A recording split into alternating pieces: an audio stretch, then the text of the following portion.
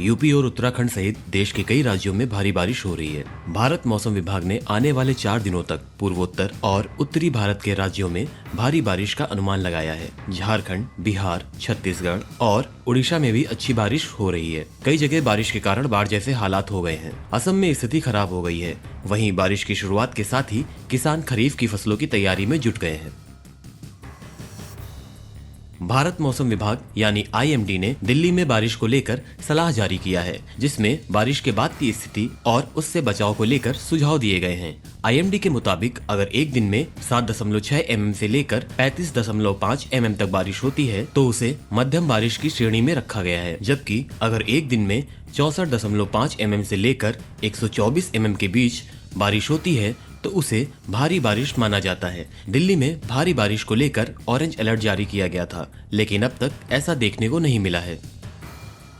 डाकघर बचत योजना के साथ ही PPF, सुकन्या समृद्धि योजना और किसान विकास पत्र समेत दूसरी बचत योजनाओं पर ब्याज दरें नहीं बदली गई हैं। पब्लिक प्रोविडेंट फंड के निवेशकों के लिए ब्याज दरें 4 साल पुरानी ही रहेंगी। इस बार PPF निवेशकों को ब्याज बढ़ने की उम्मीद थी, लेकिन फिलहाल इसमें कोई बदलाव नहीं किया गया है। बढ़ोतरी नहीं होने से अप्रैल-जून 2020 तिमाही से PPF पर ब्याज दर 7.1% बनी हुई है।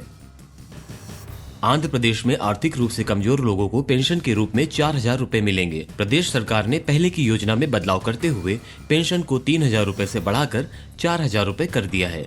इस योजना के तहत राज्य भर में 65.31 लाख लाभार्थियों को कुल 4,408 करोड़ रुपए पेंशन के रूप में दिए जाएंगे। मुख्यमंत्री चंद्रबाबू नायडू ने पेनुमाका गांव में दिहाड़ी मजदूरों को पेंशन की रकम देकर इसकी शुरुआत की। CM चंद्रबाबू नायडू ने कहा, अब बुजुर्ग, विधवाओं, अकेली महिलाओं, हथकरघा श्रमिकों, ताड़ी निकालने वालों, मछुआरों, ट्रांसजेंडरों और कलाकारों को हर महीने 4,000 रूपए मिलेंगे, जबकि दिव्यांगों को 6,000 रूपए मिलेंगे।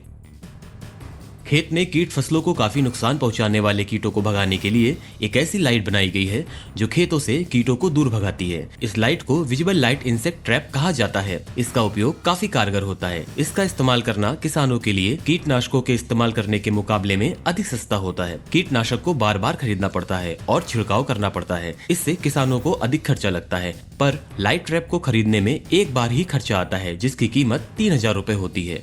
इस लाइट ट्रैप की रेंज काफी बेहतरीन होती है। 8 मीटर की रेंज तक की यह लाइट 90% कीट को नियंत्रित कर सकती है।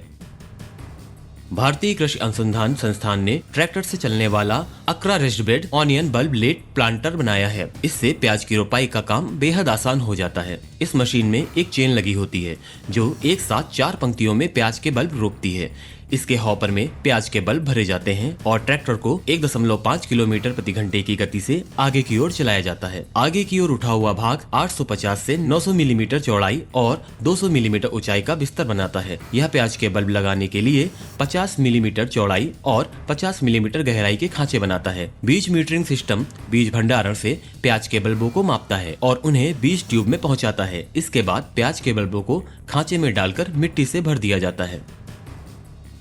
कृषि एक्सपर्ट ने कीट पतंगों से फसलों को बचाने के लिए ब्रह्मास्त्र को कारगर दवा बताया है। किसान इसे अपने घर पर ही तैयार कर सकते हैं। इसका उपयोग बड़े आकार के कीट पतंगों और झल्लियों को रोकने के लिए खेत में किया जा सकता है। इसे बनाने के लिए 3 किलो नीम की पत्तियां, 2 किलो करंज, सीताफल एवं धतूरे की बारीक पत्तियां ले लें। इसके बाद देसी गाय के 10 लीटर मूत्र में मिलाकर इन पत्तियों को 25 मिनट तक आग पर उबालें। फिर मिश्रण को 84 घंटे तक ठंडा होने दें। इसके बाद मिश्रण को कपड़े से छान लें।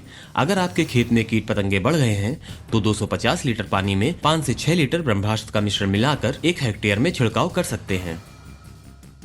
भारतीय सब्जी अनुसंधान संस्थान के वैज्ञानिकों ने कहा है कि थोड़े से बदलाव और सुधार लाकर किसान भाई अपनी आय बढ़ा सकते हैं। एक्सपर्ट का कहना है कि सब्जियों को जैविक तरीके से उगाकर बाजार में भेजना चाहिए। इससे उसकी मांग ज्यादा बढ़ेगी। उत्तरी पूर्वी क्षेत्र, जहां रासायनिक इनपुट का कम इस्तेमाल होता है, जैविक खेती के लिए काफी संभावनाएं हैं। इस क्षेत्र में लगभग 180 लाख हेक्टेयर भूमि का उपयोग जैविक उत्पादन के लिए किया जा सकता है।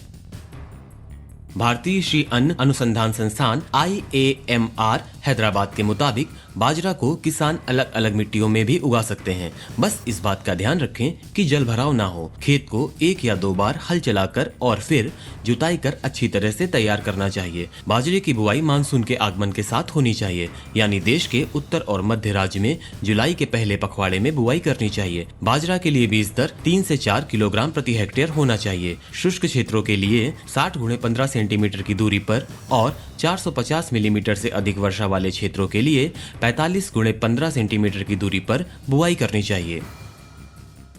खरीफ सीजन के लिए अलग अलग राज्यों के लिए बाजरा की अलग अलग हाइब्रिड और सामान्य किस्मों की बुआई का सुझाव दिया गया है। उत्तर प्रदेश के लिए हाइब्रिड किस्में हैं KBH 108, GHB 905, 86, M 89 और सामान्य किस्मों में JBV 3, PC 383, ICMV 221, RAJ 171 शामिल हैं। मध्य प्रदेश के लिए हाइब्रिड में KBH 108, GHB 905, 86, M 89 और सामान्य में JBV 4, JBV 3, PC 383 किस्म की बुआई कर सकते हैं। राजस्थान के लिए हाइब्रिड किस्में जैसे KBH 108, GHB 905, 86, M 89 और सामान्य किस्मों में MBC 2, PC 443, JBV 3 बेहतर हैं।